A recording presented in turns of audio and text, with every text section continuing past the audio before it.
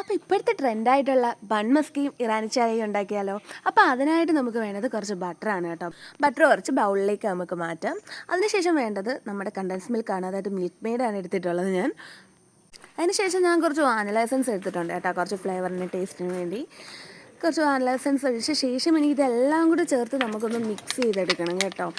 ചിലവർ മറ്റേ ബീറ്റർ വെച്ച് ഉപയോഗിക്കാറുണ്ട്, പക്ഷെ ഞാൻ എൻ്റെ സ്പൂൺ ഉപയോഗിച്ച്, എൻ്റെ കൈയായത് സ്പൂൺ ഉപയോഗിച്ച് തന്നെ ഞാനാണെങ്കിൽ നന്നായിട്ട് മിക്സ് ചെയ്തെടുക്കുകയാണ് കേട്ടോ.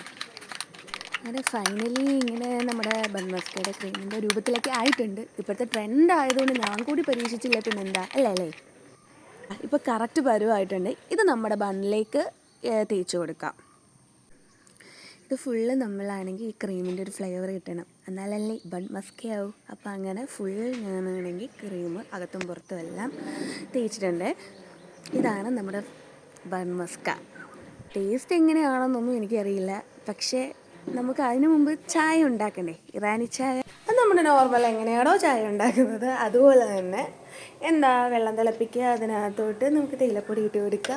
പിന്നെ സ്പെഷ്യലായിട്ടുള്ളതെന്ന് പറയുമ്പോൾ നമ്മുടെ ഏലക്കയാണ് കേട്ടോ. നമുക്ക് ഏലക്ക കുറച്ച് ഇട്ട് കൊടുക്കാം. ഞാൻ 4-5 എണ്ണം എടുത്തിട്ടുണ്ട്. അതങ്ങോട്ട് തിളച്ച് വരുന്ന സമയത്ത് നമുക്ക് പാലൊഴിച്ച് കൊടുക്കാം കേട്ടോ.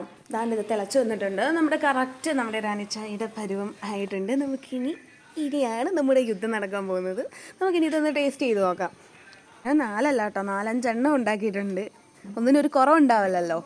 അപ്പോൾ ഫസ്റ്റ് ഓഫ് ഓൾ നമ്മളെല്ലാവരും ചെയ്യുന്ന പോലെ സാധനം എടുക്കുക, നമുക്ക് ചായക്കകത്തോട്ട് മുക്കുക, കഴിക്കുക. ഒരു രക്ഷയില്ലാത്ത ടേസ്റ്റ്, അടിപൊളി, മസ്റ്റ് ഡ്രൈ ആണ് കേട്ടോ.